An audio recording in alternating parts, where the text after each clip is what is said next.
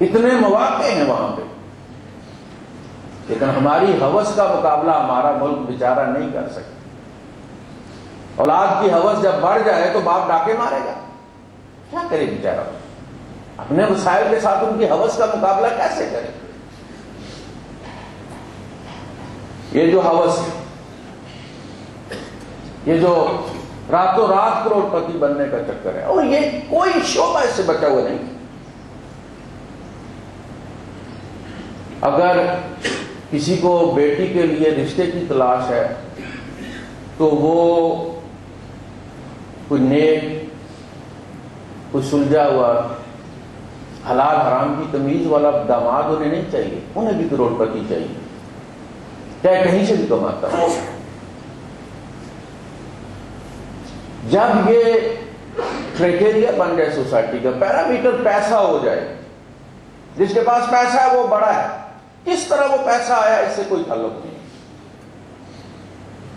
تو پھر ہر کوئی بڑا بننے کی کوشش کرتا ہے۔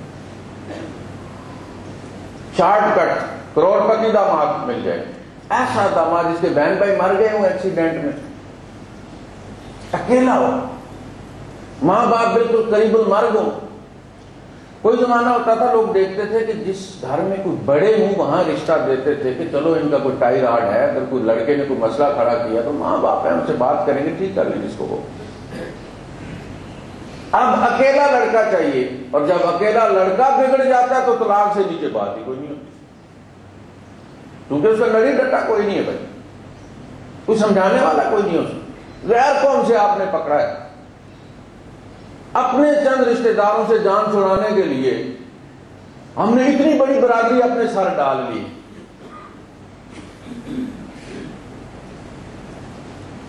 اور وہ بھی اسی معاشرے کا جس کو ہم نے نیک سمجھ کے چنا ہے۔ اس کے جب گل کھلنے شروع ہوتے ہیں پھر پتہ چلتا ہے۔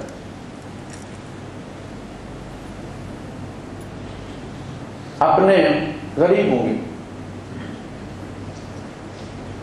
لیکن رشتہ دار ہوتے ہیں، ان کی کمزوریاں بھی ہمیں پتہ ہوتی ہیں،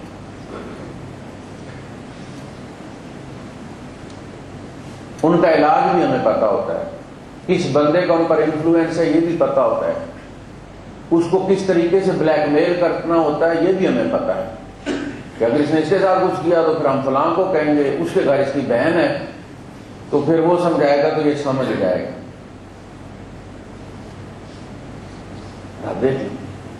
جب ہم برادری پہ دینے کے لیے تیار، اسے کہ ہم کہاں ہیں، وہ پاکستان میں ہیں، اب وہ اس قابل کہاں ہیں ان کو رشتہ دیا جائے، جو ان کے یہاں سے رشتہ کیا جائے۔ لڑکوں والوں کو میں، لڑکی والوں کو بھی مان، ہر بندہ یہ چاہتا ہے کہ اپنی برادری سے جان چھڑا کے دوسری برادری میں کوئی نیک لڑکا، جبرائیل علیہ السلام کا رد پوترا تو مل جائے اسے، حالانکہ وہ بھی کسی برادری کا حصہ ہوتا ہے، اسے وقتی طور پہ جیسے گاڑی پاس کرانے کے لیے رنگ مروا لیتے ہیں نا لوگ، اور رات کو پیش کرتے ہیں تاکہ لائٹوں میں چمکتی نظر آئے تو پاس ہو جائے۔ یہ جو باہر کے رشتے ہوتے ہیں یہ وقتی طور پر پاس کروانے کے لیے اس کو انہوں نے رنگ شنگ مارا ہوا ہوتا ہے۔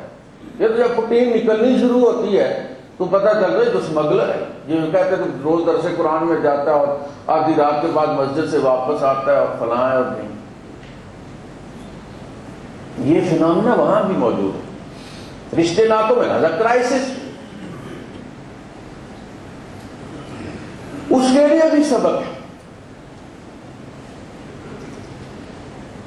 بڑی پیاری بات قرآن حکیم نے شروع کیا، جواب، یہ سوال لے کر آئے تھے کچھ لوگ، بنی اسرائیل نے سکھا کر بھیجا تھا قریش مکہ کو، ان سے پوچھو اگر یہ اللہ کے نبی ہیں تو ان سے پوچھو کہ بنی اسرائیل مصر میں کہاں سے آ گئے؟ وہ تو فلسطین کے تھے نا، ارض المقدسہ کے، مصر میں کیسے گئے تھے؟ اگر وہ پیغمبر ہوں گے تو تمہیں اس کا جواب دے سکیں گے، ورنہ انہیں پتہ نہیں ہوگا۔ یہ سوال لے کر آئے مکے والے، فَمَا لَقَدْ كَانَ فِي يُوسُفَ وَإِخْوَتِهِ آيَاتٌ لِلسَّائِلِينَ، یہ جو سوال لے کر آئے ہیں سائل مکے والے، ان کے لیے بھی سبق ہے یوسف اور ان کے بھائیوں کے قصے میں۔ آج یہ بھی آپ کے ساتھ وہی کچھ کرنے کی کوشش کر رہے ہیں جو یوسف کے بھائیوں نے یوسف کے ساتھ کیا تھا،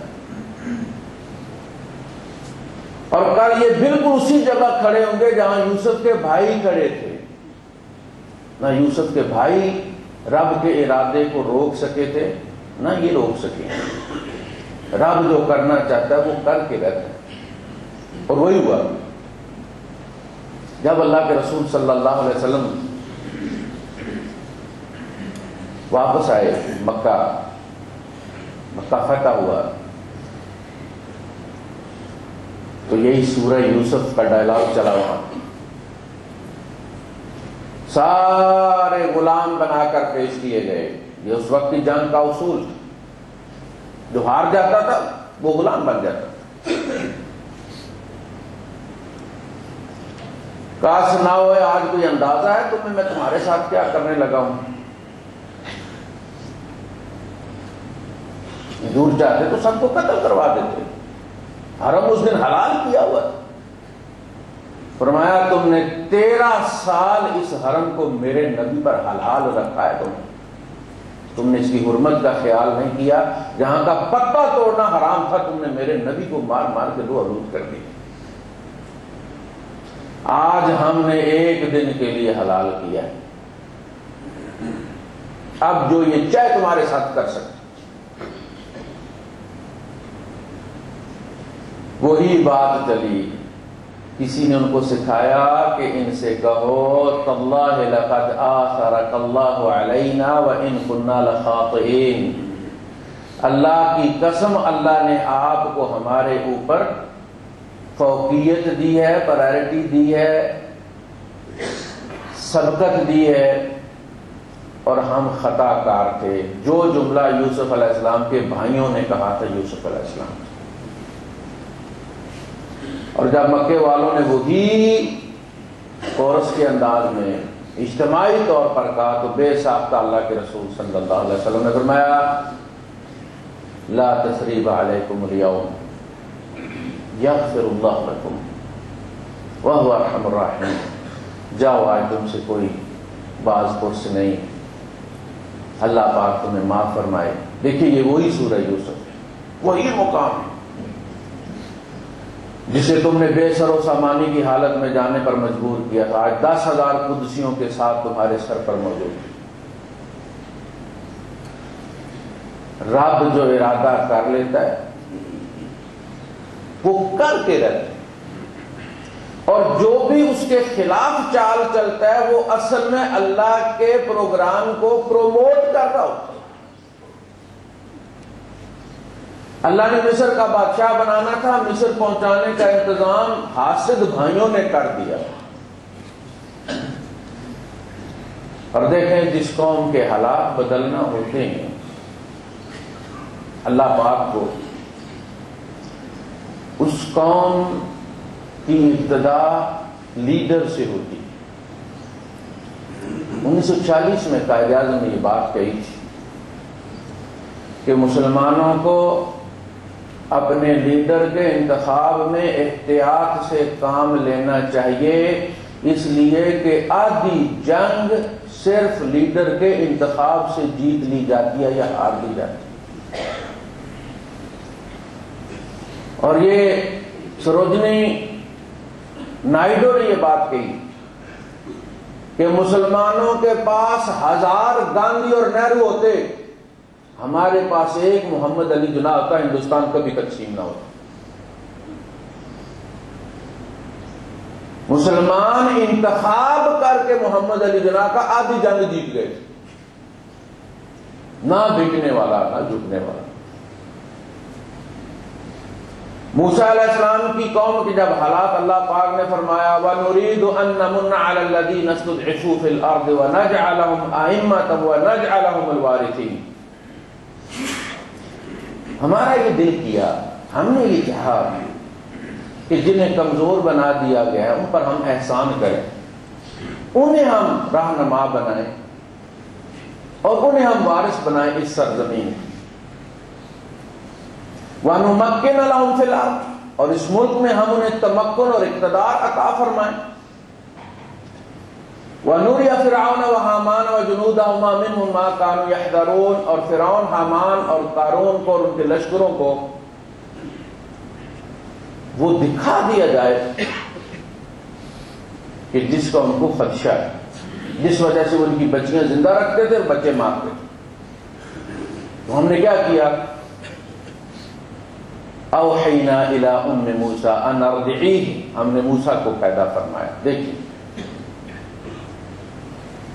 موسیٰ علیہ السلام کو پیدا فرمایا، قوم کے حالات بدلنے چلے ہیں، ایک لیڈر پیدا فرمایا ہے، کہاں پلا ہے، کہاں گیا ہے، کہاں سے پلٹ کے آیا ہے، بدلتے بدلتے 70 سال لگ گئے۔ اسی طرح یہاں ایک فرد واحد چلا ہے، ایک بکریاں چرانے والے قبیلے کا ایک 10 سال کا بچہ اس وقت کی سپر پاور کے دارالخلافے میں آ کے بکتا ہے، اور یہ بچہ ہر مرحلے سے گزرا ہے، لیکن اتنے سوبر انداز میں، اتنے بردبارانہ انداز میں، اتنے مچور انداز میں، کہیں واویلا نہیں، کہیں شکوہ نہیں، کہیں گلہ نہیں، رب کے پروگرام کے مطابق وہ چلتا رہا ہے۔ جس جگہ بھی جو امتحان بھی آیا ہے، بڑے صبر اور حوصلے کے ساتھ اس کا سامنا کیا۔